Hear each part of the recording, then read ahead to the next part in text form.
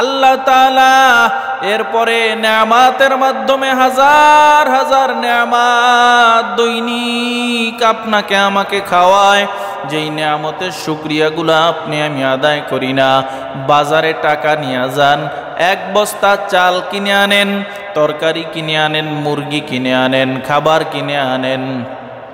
আপনি মনে করেন আমি চাকরি করি, মাস শেষে আমি টাকা পাই, এই টাকার মাধ্যমে আমি আমার খাবার ক্রয় করি, খাবার গ্রহণ করি, খাবার খাই। এই টাকা নিয়ে বাজারে গেলেন, বাজারের এক বস্তা চাল আপনি ক্রয় করে ঘরের মধ্যে নিয়ে আসছেন। একটু কি চিন্তা করেন নাই এই চালটা কোন ক্ষেতের মধ্যে আল্লাহ তাআলা এই চালটাকে, ধানটাকে তৈরি করলো? এই ধানটা তৈরি হওয়ার পরে আল্লাহ তাআলা কোন কৃষকের মাধ্যমে এই ধানটাকে কেটে বাসার মধ্যে আনলো, এরপরে মারাই কইরা, এরপরে সুন্দর করে বস্তাজাত কইরা কোন মিলের মধ্যে এই খাবারটা প্যাকেটজাত হইল? কোথায় সেই দিনাজপুরের মধ্যে ধান চাষ হলো? কোথায় সেই বগুড়ার মধ্যে ধান চাষ হইল? পাবনার মধ্যে ধান চাষ হলো? ওই ধানটা আল্লাহ তাআলা কত প্রসেসিংয়ের মাধ্যমে, কত বান্দাদের হাত পরিবর্তনের মাধ্যমে, কত বান্দাদের হাত ওই ধানের মধ্যে লাগার ফলে এরপরে চালটা বের হয়ে আসলো। ওই চালটা কত এলাকা, কত জায়গা ঘোরাফেরা কইরা আপনার আমার বাজারের মধ্যে হিসাব পৌঁছলো।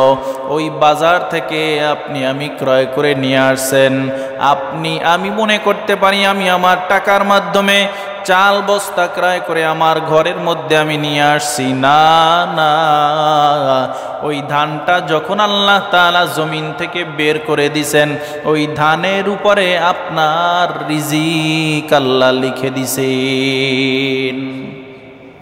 হাজারো প্রসেসিং এর মাধ্যমে আল্লাহ তাআলা ওই ধানটাকে আপনার আমার সামনে হাজির করে দিছেন। একবারও চিন্তা করি নাই আল্লাহ তাআলা কত নেয়ামতের মাধ্যমে আমাদেরকে বেষ্টিত করে রেখেছেন। বাজারে টাকা নিয়ে যান, আপেল ক্রয় করেন, কমলা ক্রয় করেন, আঙ্গুর ক্রয় করেন, মনে করেন আমার টাকা দিয়ে আমি ক্রয় করলাম, আমি খাইলাম, আমার কোনো টেনশন নাই, আমার কোনো চিন্তা নাই।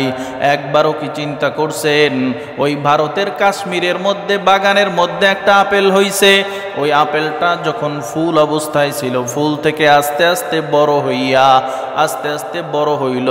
বড় হওয়ার পরে ওই কৃষক ওই আপেলটাকে পেরে এরপরে সুন্দরভাবে প্যাকেটজাত বানাইয়া প্যাকেট কইরা এরপরে কলকাতার মধ্যে পাঠায়া দিল, ভারতের এয়ারপোর্টের মধ্যে পাঠায়া দিল। এরপরে সেখান থেকে চট্টগ্রামের মধ্যে আসলো, আবার ওই পোর্ট থেকে অনেক সময় দেখা যায় এয়ারপোর্টের মধ্যেও আসে। এরপরে এই বিমান জাহাজ অতিক্রম করে করে চট্টগ্রাম থেকে ঢাকা, ঢাকা থেকে আবার বরিশাল, বরিশাল থেকে আবার বাকেরগঞ্জ, বাকেরগঞ্জ থেকে আপনার আমার বাজারের মধ্যে চলে আসছে। আপনি আমি দেখি 400 টাকা 300 টাকার মাধ্যমে 1 কেজি আপেল কিনে আমি খাইলাম।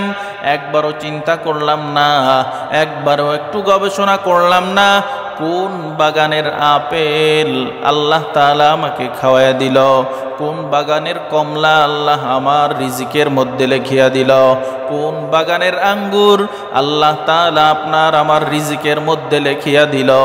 আপনি আমি কোথাও রওনা করছি খাবার খাওয়ার জন্য, অথবা অনেক সময় আমরা পাহাড়ি অঞ্চলের আনারস খেতে অনেক ভালোবাসি, আনারসগুলো অনেক মিষ্টি হয়। ওই যে চট্টগ্রামের খাগড়াছড়িতে এবং রাঙামাটিতে এবং বান্দরবনের পাহাড়ে পাহাড়ে পাহাড়ে পাহাড়ে আনারসগুলা হয়। ওই আনারসগুলা কে বড় করলো, কাদের মাধ্যমে আল্লাহ তাআলা কত মানুষের হাত পরিবর্তন কইরা, কত মানুষের হাত বদল কইরা আমি বান্দার সামনে আইনা হাজির করে দিল। একবারও চিন্তা করি নাই, একবারও গবেষণা করি নাই। আল্লাহ তাআলা এই জন্য ওই বান্দাদের উপরে আল্লাহ তাআলা আলহামদুলিল্লাহ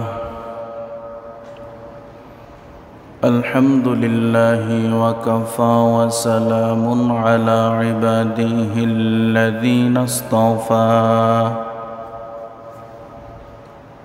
أما بعد فأعوذ بالله من الشيطان الرجيم.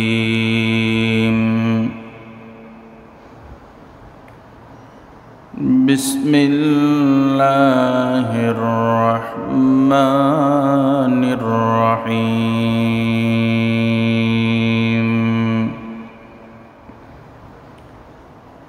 مرج البحرين يلتقيان بينهما برزخ لا يبغيان فبأي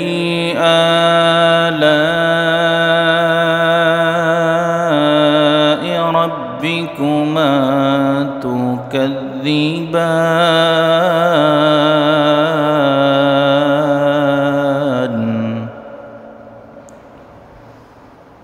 صدق الله مولانا العظيم وصدق رسوله النبي الأمي الكريم، ونحن على ذلك من الشاهدين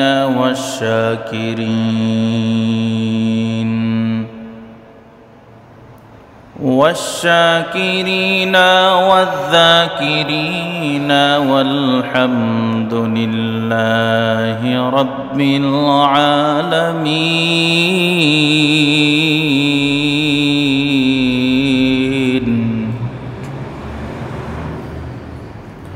اللهم صل على محمد وعلى آل محمد كما صليت على إبراهيم وعلى آل إبراهيم إنك حميد مجيد. اللهم بارك على محمد وعلى آل محمد كما باركت على إبراهيم وعلى آل إبراهيم إنك حميد مجيد. لا إله إلا الله، لا إله إلا الله، لا إله إلا الله، لا إله إلا الله، إلا الله، لا إله إلا الله، لا إله إلا الله، لا إله إلا الله محمد رسول الله. سبحانك لا علم لنا إلا ما علمتنا إنك أنت العليم الحكيم. قال رب اشرح لي صدري ويسر لي أمري واحلل عقدة من لساني يفقه قولي.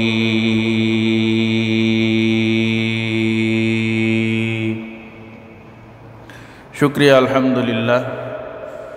মহান মালিক রব্বে করিম আল্লাহ তাআলার দরবারে লাখো কোটি শুকর ও সুজুদ। যেই মহান রব্বুল আলামিন আপনাকে আমাকে দয়া করে, মায়া করে, ইহসান করে ভালোবেসে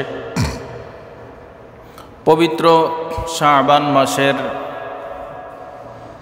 তৃতীয় জুমা আদায়ের উদ্দেশ্যে আজানের সাথে সাথে রব্বে করিম আল্লাহ তাআলার পবিত্র ঘর মসজিদের মেহমান হিসেবে আসার এবং বসার মতন তৌফিক দান করলেন। এজন্য সেই মহান স্রষ্টা রব্বুল আলামিন আল্লাহ তাবারক ওয়া তাআলার দরবারে আমরা সকলেই প্রাণ খুলে শুকর আদায় করি, আলহামদুলিল্লাহ। প্রিয় হাজিরিন, ওলিয়ে কামেল, বুজুর্গানে দিন, ওলামায়ে কেরাম, এক কথায় যারা মুমিন ইমানদার, তাদের নজরে, তাদের চোখে ক্ষণস্থায়ী এই দুনিয়ার সফরে আমরা মুসাফির হিসাবে এসেছি। মুসাফিরের কোথাও যদি চলাফেরা হয়, কোথাও যদি গমন হয়, তাহলে তিনি সেখানে স্থায়ী কোনো বসবাসের চিন্তা চেতনা, চিন্তা ভাবনা করে না। কারণ মুসাফির আসছি আবার চলে যাব, এখানে থাকার জন্য আসি নাই। কেউ যদি কারো বাড়িতে মেহমান হিসাবে যায়, বাড়ির থেকে 48 মাইল দূরে যদি চলে যায়, তাকে মুসাফির বলে। মেহমান হিসাবে যাক, কোনো কাজকর্মে যাক, নিজ বাড়ির থেকে 48 মাইল, বর্তমান ডিজিটাল যুগের হিসাব অনুযায়ী যদি 78 কিলোমিটারের বেশি পথ অতিক্রম করে, তাকে মুসাফির বলা হয়। তাই মুসাফির খানায় আমরা আসছি, এখানে চিরদিন থাকার জন্য আসি নাই, কেউ থাকতে পারে নাই, পারবেও না। যেহেতু আমাদের পরবর্তীতে আর একটা জিন্দেগি আছে, যেই জীবনের শুরু আছে, শেষ নাই। নবীজি সাল্লাল্লাহু আলাইহি ওয়া আলিহি ওয়াসাল্লাম বলেন, কিয়ামতের ময়দানে এক ভাই, এক মুমিন অপর মুমিনকে জিজ্ঞাসা করবে, ভাই, আমরা না দুনিয়া নামক একটা জায়গায় ছিলাম, ওখানে আমরা কতক্ষণ ছিলাম, কতদিন ছিলাম? এক মুমিন অপর মুমিনকে জবাব দিবে যে, ভাই, আমরা সম্ভবত দুনিয়ায় একদিন এর কিছু কম বেশি সময় ছিলাম। পাশ থেকে অপর এক মুমিন বলবে, না, এত না তো, আমরা একদিনের অর্ধেক সময়েরও কিছু কম সময় দুনিয়ায় ছিলাম। নবীজি সাল্লাল্লাহু আলাইহি ওয়াসাল্লাম বলেন, আখিরাতের তুলনায় দুনিয়ার জিন্দেগি কতটুকুন? নবীজি বলেন, এই গোটা দুনিয়ার পূর্ব থেকে পশ্চিম, উত্তর থেকে দক্ষিণ, যত জায়গা, শিমাল থেকে জুনুব, মাশরিক থেকে মাগরিব পর্যন্ত যত পৃথিবীর জমিনে জায়গা জমিন আছে, এই জায়গা জমিনটুকুন যদি সরিষার দানার মাধ্যমে ভরে ফেলা হয়, আর আল্লাহর হুকুমে যদি একটা পাখি, কবুতর পাখি বা ঘুঘু পাখি, এই ধরনের কোনো পাখিকে যদি আল্লাহ হুকুম করে যে তুমি এই দুনিয়ার থেকে, এই গোডাউন থেকে একটা দানা নিয়ে খাবা, আবার 500 বছর রেস্ট করবা, ঘুমাবা, এরপরে 500 বছর পর আবার আর একটা দানা খাইবা, এই পাখিটার এই দুনিয়ার জমিনের এই গোডাউনের দানাগুলা খেতে খেতে খেতে খেতে খেতে একদিন ফুরায়া যাবে, শেষ হবে। কিন্তু এই যে আখিরাতের জিন্দেগি শুরু হবে, এটার কোনো শেষ হবে না। তাহলে লম্বা সময়। নবীজি সাল্লাল্লাহু আলাইহি ওয়াসাল্লাম বলেন, আদ-দুনিয়া মাজরাতুল আখিরা, দুনিয়া হলো আখিরাতের শস্য ক্ষেত, কামাই করার জায়গা। দুনিয়ার জমিনে টাকা পয়সা যার বেশি, সম্পদ যার বেশি, তার তত দাম। দুনিয়ার জমিনে যার যত সরকারি কার্ড আছে, এমপি হইলে সরকারের পক্ষ থেকে কার্ড দেওয়া হয়, মন্ত্রী হইলে কার্ড দেওয়া হয়। আখিরাতের জমিনে যার ন্যাক বেশি হবে, তার দাম তত বেশি হবে, সে স্পেশাল কার্ড পাবে। এই কার্ড, স্পেশাল জান্নাতের কার্ড পাওয়ার পরে ওই ব্যক্তির দাম আর মাকাম আর মান, সম্মান, মর্যাদার কোনো শেষ থাকবে না।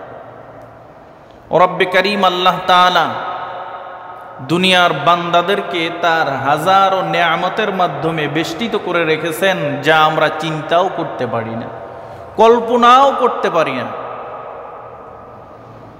এজন্যই তো রব্বে কারীম আল্লাহ তাআলা সূরা আর রহমানের মধ্যে একই আয়াত বারবার তেলাওয়াত করে আমাদেরকে স্মরণ করায়া দেয়, ফাবিআইয়ি আলাই রাব্বিকুমা তুকাদ্দিবান,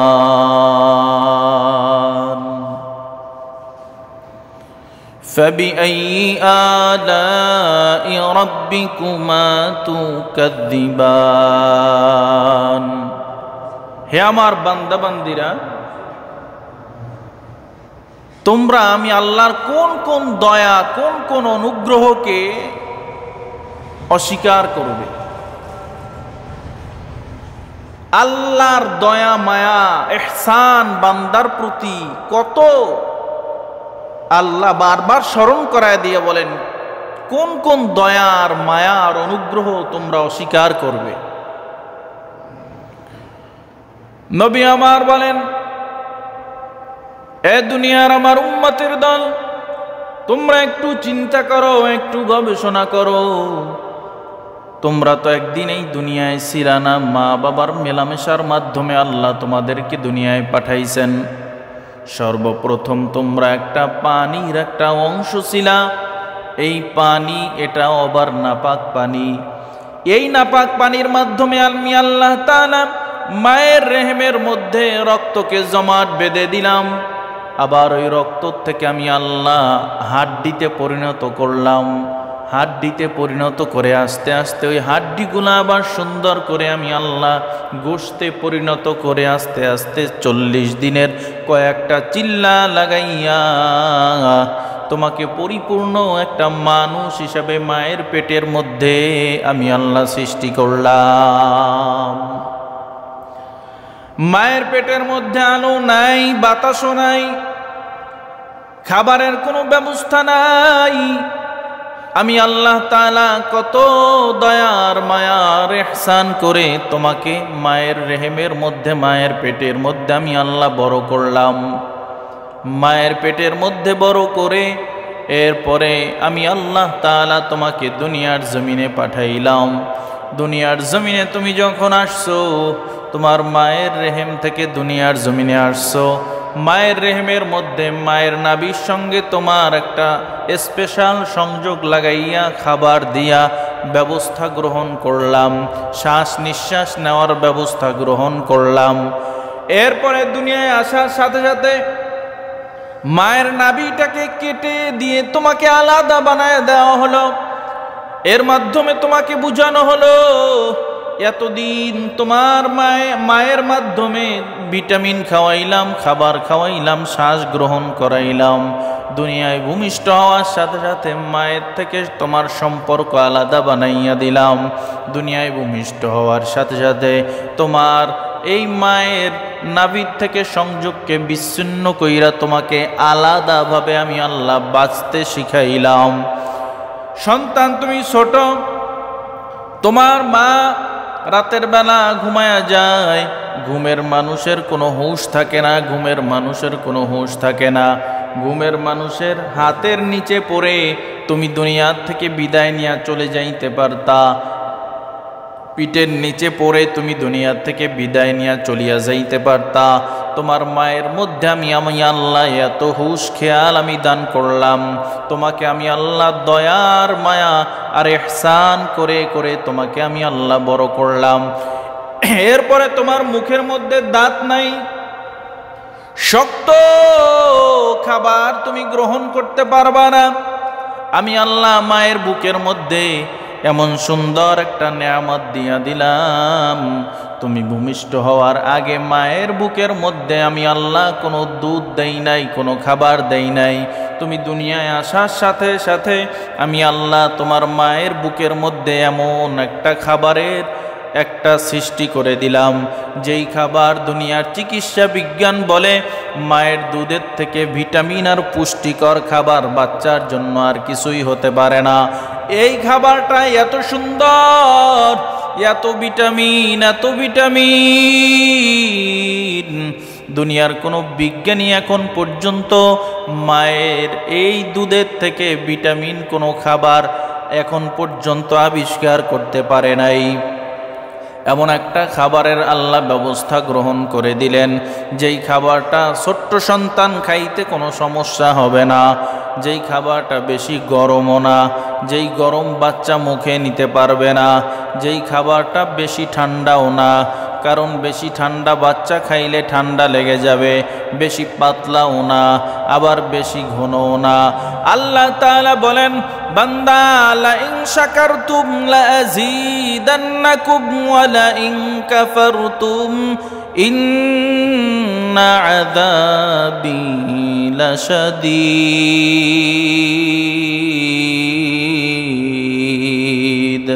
আমি আল্লাহর নেয়ামতগুলাকে তুই অস্বীকার করিস না।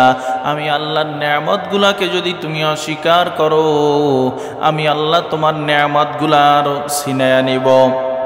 শুধু ছিনায়া নিব এমনটা না, বরং কঠিন আযাবের সম্মুখীন করব। আমি আল্লাহর আযাব ও গজব বড় ভয়ঙ্কর। আল্লাহ তাআলা বলেন, এ বান্দা, তুই আমার কোন কোন দয়ার অনুগ্রহকে অস্বীকার করবি? তুই আমার কোন কোন দয়ার মায়া আর ইহসানকে তুই অস্বীকার করবি? আমি আল্লাহ তোকে কত সুন্দর কইরা বড় করলাম, এরপরে তোর খাবার গ্রহণ করার জন্য মায়ের দুধের ভিটামিনে তোর আর কাজ হবে না। এরপরে আমি আল্লাহ অন্য হাজার রকমের খাবারের ব্যবস্থা করলাম। এই খাবারগুলো চিবানোর জন্য মুখের মধ্যে ছোট্ট ছোট্ট দাঁত দিয়ে দিলাম। আবার তুমি যখন আস্তে আস্তে বড় হইতে শুরু করলা, এই ছোট্ট দাঁত দিয়া ভালো ভালো খাবারগুলো গ্রহণ করা যাবে না, ভালো ভালো খাবারগুলো খাওয়া যাবে না। ওই দাঁতকে ফালাইয়া আমি আল্লাহ আবার বড় বড় দাঁত দিয়া দিলাম। এই দাঁতের মাধ্যমে তুমি সব খানা গ্রহণ করতে পারবা, সব খানা তুমি খাইতে পারবা। আল্লাহ তাআলা এরপরে নেয়ামাতের মাধ্যমে হাজার হাজার নেয়ামাত দৈনিক আপনাকে আমাকে খাওয়ায়, যেই নেয়ামতের শুকরিয়াগুলো আপনি আমি আদায় করি না। বাজারে টাকা নিয়ে যান, এক বস্তা চাল কিনে আনেন, তরকারি কিনে আনেন, মুরগি কিনে আনেন, খাবার কিনে আনেন। আপনি মনে করেন আমি চাকরি করি, মাস শেষে আমি টাকা পাই, এই টাকার মাধ্যমে আমি আমার খাবার ক্রয় করি, খাবার গ্রহণ করি, খাবার খাই। এই টাকা নিয়ে বাজারে গেলেন, বাজারের এক বস্তা চাল আপনি ক্রয় করে ঘরের মধ্যে নিয়ে আসছেন, একটু কি চিন্তা করেন নাই এই চালটা কোন ক্ষেতের মধ্যে আল্লাহ তাআলা এই চালটাকে ধানটাকে তৈরি করলো? এই ধানটা তৈরি হওয়ার পরে আল্লাহ তাআলা কোন কৃষকের মাধ্যমে এই ধানটাকে কেটে বাসার মধ্যে আনলো, এরপরে মারাই কইরা, এরপরে সুন্দর করে বস্তাজাত কইরা কোন মিলের মধ্যে এই খাবারটা প্যাকেটজাত হইল? কোথায় সেই দিনাজপুরের মধ্যে ধান চাষ হলো? কোথায় সেই বগুড়ার মধ্যে ধান চাষ হইল? পাবনার মধ্যে ধান চাষ হলো? ওই ধানটা আল্লাহ তাআলা কত প্রসেসিংয়ের মাধ্যমে, কত বান্দাদের হাত পরিবর্তনের মাধ্যমে, কত বান্দাদের হাত ওই ধানের মধ্যে লাগার ফলে এরপরে চালটা বের হয়ে আসলো। ওই চালটা কত এলাকা, কত জায়গা ঘোরাফেরা কইরা আপনার আমার বাজারের মধ্যে হিসাব পৌঁছলো। ওই বাজার থেকে আপনি আমি ক্রয় করে নিয়ে আসছেন। আমি মনে করতে পারি আমি আমার টাকার মাধ্যমে চাল বস্তা ক্রয় করে আমার ঘরের মধ্যে আমি নিয়ে আসছি। না না, ওই ধানটা যখন আল্লাহ তাআলা জমিন থেকে বের করে দিছেন, ওই ধানের উপরে আপনার রিজিক আল্লাহ লিখে দিছেন। হাজারো প্রসেসিং এর মাধ্যমে আল্লাহ তাআলা ওই ধানটাকে আপনার আমার সামনে হাজির করে দিছেন। একবারও চিন্তা করি নাই আল্লাহ তাআলা কত নেয়ামতের মাধ্যমে আমাদেরকে বেষ্টিত করে রেখেছেন। বাজারে টাকা নিয়ে যান, আপেল ক্রয় করেন, কমলা ক্রয় করেন, আঙ্গুর ক্রয় করেন, মনে করেন আমার টাকা দিয়ে আমি ক্রয় করলাম, আমি খাইলাম, আমার কোনো টেনশন নাই, আমার কোনো চিন্তা নাই। একবারও কি চিন্তা করছেন ওই ভারতের কাশ্মীরের মধ্যে বাগানের মধ্যে একটা আপেল হইছে, ওই আপেলটা যখন ফুল অবস্থায় ছিল, ফুল থেকে আস্তে আস্তে বড় হইয়া আস্তে আস্তে বড় হইল। বড় হওয়ার পরে ওই কৃষক ওই আপেলটাকে পেরে এরপরে সুন্দরভাবে প্যাকেটজাত বানাইয়া প্যাকেট কইরা এরপরে কলকাতার মধ্যে পাঠায়া দিল, ভারতের এয়ারপোর্টের মধ্যে পাঠায়া দিল। এরপরে সেখান থেকে চট্টগ্রামের মধ্যে আসলো, আবার ওই পোর্ট থেকে অনেক সময় দেখা যায় এয়ারপোর্টের মধ্যেও আসে। এরপরে এই বিমান জাহাজ অতিক্রম করে করে চট্টগ্রাম থেকে ঢাকা, ঢাকা থেকে আবার বরিশাল, বরিশাল থেকে আবার বাকেরগঞ্জ, বাকেরগঞ্জ থেকে আপনার আমার বাজারের মধ্যে চলে আসছে। আপনি আমি দেখি 400 টাকা 300 টাকার মাধ্যমে 1 কেজি আপেল কিনে আমি খাইলাম। একবারও চিন্তা করলাম না, একবারও একটু গবেষণা করলাম না কোন বাগানের আপেল আল্লাহ তাআলা আমাকে খাওয়াইয়া দিল, কোন বাগানের কমলা আল্লাহ আমার রিজিকের মধ্যে লিখিয়া দিল, কোন বাগানের আঙ্গুর আল্লাহ তাআলা আপনার আমার রিজিকের মধ্যে লিখিয়া দিল। আপনি আমি কোথাও রওনা করছি খাবার খাওয়ার জন্য, অথবা ঘরে খাবার খাওয়ার জন্য রওনা করেছি, রাস্তা থেকে একজনে ধইরা নিয়ে আমাকে তার বাসার মধ্যে খাবার খাওয়ায় দিছে। তার বাসায় আপনার রিজিকটা লেখা ছিল বিদায় আল্লাহ তাআলা তার বাসার মধ্যে আপনাকে আমাকে খানা খাওয়াইল। একবারও কি চিন্তা করি নাই আল্লাহ তাআলা যেই খাবারটা খাওয়াইল এই কোথার থেকে এই খাবার আসলো। আবার অনেক সময় আমরা পাহাড়ি অঞ্চলের আনারস খেতে অনেক ভালোবাসি, আনারসগুলো অনেক মিষ্টি হয়। ওই যে চট্টগ্রামের খাগড়াছড়িতে এবং রাঙামাটিতে এবং বান্দরবনের পাহাড়ে পাহাড়ে পাহাড়ে পাহাড়ে আনারসগুলা হয়।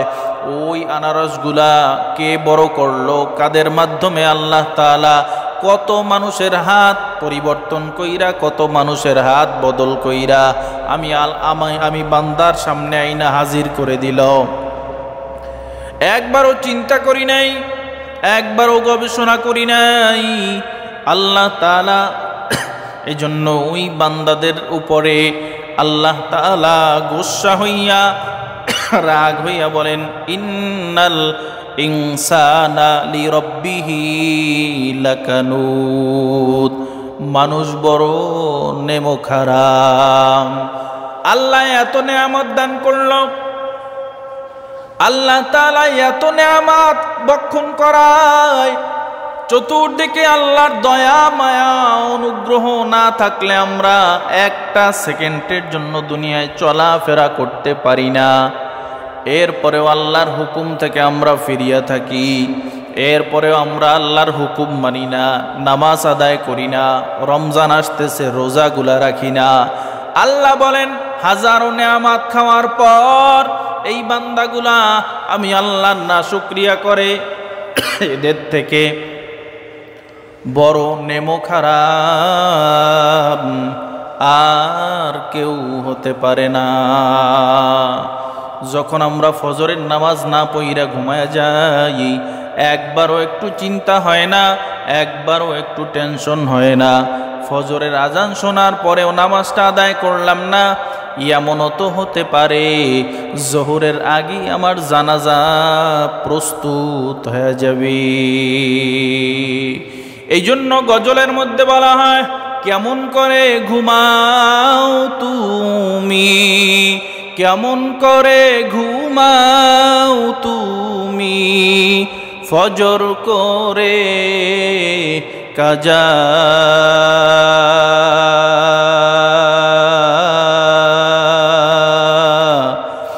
এমনও তো হতে পারে জোহরে জানাজা, এমনও তো হতে পারে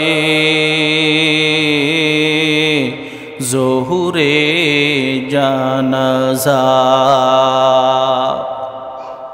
রব্বে কারীম আল্লাহ তাআলা সূরা আর রহমানের মধ্যে একাধিকবার, একবার না দুইবার না 30 বার আল্লাহ তাআলা স্মরণ করায়া দিয়া বলেন, ফাবিআইয়ি আলাই রাব্বিকুমা তুকাযযিবান। আমার বান্দা বান্দিরা, তোমরা আমি আল্লাহর কোন কোন নেয়ামতগুলোকে অস্বীকার করবা? আমি আল্লাহর কোন কোন নেয়ামত, কোন কোন দয়া, কোন কোন মায়া, কোন কোন অনুগ্রহগুলাকে তুমি অস্বীকার করবা বলো?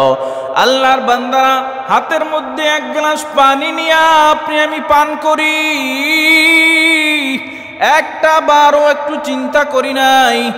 বাদশাহ হারুন আর রশিদ রহমাতুল্লাহ আলাইহি তার উজির ডাক দিয়া কয়, ও বাদশাহ, এই দুনিয়ার জমিনে মাত্র এক গ্লাস পানি আছে, ওই পানি গ্লাস যদি এই মুহূর্তে আল্লাহ তাআলা আপনাকে পান না করায়, ওই পানি গ্লাস যদি আপনার এমন পিপাসায় ধরছে, ওই পানি গ্লাস পান না করলে আপনার জিন্দেগিটা, জীবনটা ব্যথা হয়ে যাবে, জীবনটা চলিয়া যাবে। বলেন, ওই পানি গ্লাস পেতে আপনি কি দিবেন? আবার কেউ কেউ এভাবে বর্ণনা করেন, বাদশাহ হারুন আর রশিদ রহমাতুল্লাহ আলাইহির প্রচুর পরিমাণে পানির পিপাসা লেগেছে। এবার খাদেমের কাছে ডাক দিয়া বলে, ও খাদেম, আমাকে এক গ্লাস পানি দাও। হারুন আর রশিদ রহমাতুল্লাহ আলাইহির খাদেম বলে, ও বাদশাহ, এই মুহূর্তে যদি এক গ্লাস পানি দুনিয়ার জমিনে থাকে, আর ওই এক গ্লাস পানি যদি আপনার খাওয়া লাগে, ওই এক গ্লাস পানি যদি আপনার পান করা লাগে, বলেন ওই এক গ্লাস পানির মালিক যদি আমি হই, আমার কাছে যদি এক গ্লাস পানি থাকে, এমন মুহূর্ত এই পানি গ্লাস পান না করলে আপনার জীবনটা চলে যাবে, তাহলে আপনি এই পানি গ্লাস পেতে কি দিবেন? এবার বাদশাহ হারুন আর রশিদ বলে, ও আমার খাদেম, এই পানি গ্লাস পেতে আমি আমার গোটা বাদশাহী, গোটা ধন সম্পদ, টাকা পয়সাও সব দিয়া হলেও এই পানি গ্লাস পান করব। এবার পানি গ্লাস বাদশাহ হারুন আর রশিদ রহমাতুল্লাহ হাতের মধ্যে দেওয়া হয়। বাদশাহ হারুন আর রশিদ রহমাতুল্লাহ আলাইহি পানি গ্লাস পান করলেন। পান করার পর আবার খাদেম কয়, ও বাদশাহ, পানি গ্লাস তো আপনি পান করলেন, পানি গ্লাস পান করার পরে আল্লাহ তাআলা যদি আপনার ভেতর থেকে এই পানি গ্লাস বের না করে, আপনার যদি প্রস্রাব না হয়, তাহলে বলেন আপনার জীবনটা তো ব্যথা, আপনার জীবনটা তো চলে যাবে। আপনি এই পানি গ্লাস ভেতর থেকে বের করার জন্য আপনি কি দিবেন? এবার বাদশাহ হারুন আর রশিদ রহমাতুল্লাহ আলাইহি বলে, আমার বাদশাহী সহ সব ধন সম্পদ, সব টাকা পয়সা আমি দিয়ে দিব। এবার খাদেম ডাক দিয়া বলে, ও বাদশাহ, এক গ্লাস পানির মধ্যেই যদি আপনার সব ধন সম্পদ, টাকা পয়সা, বাদশাহী সব কিছু দিয়া দিতে পারেন, তাহলে চিন্তা করেন কত হাজার হাজার গ্লাস পানি আপনি পান করছেন, কত হাজার হাজার গ্লাস আপনি প্রস্রাব করছেন। এই নিয়ামতের শুকরিয়া আদায়ের জন্য আপনি আল্লাহ তাআলাকে কি দিছেন? আমাদেরও তো একটু চিন্তা করা দরকার, কত হাজার গ্লাস পানি পান করলাম, কত হাজার গ্লাস পানি প্রস্রাব করলাম, কত খাবার গ্রহণ করলাম, কত পায়খানা করিয়া ফালাইয়া দিলাম। খাবার গ্রহণ করি, টয়লেটে গিয়া টয়লেট করি, কোনো চিন্তা নাই।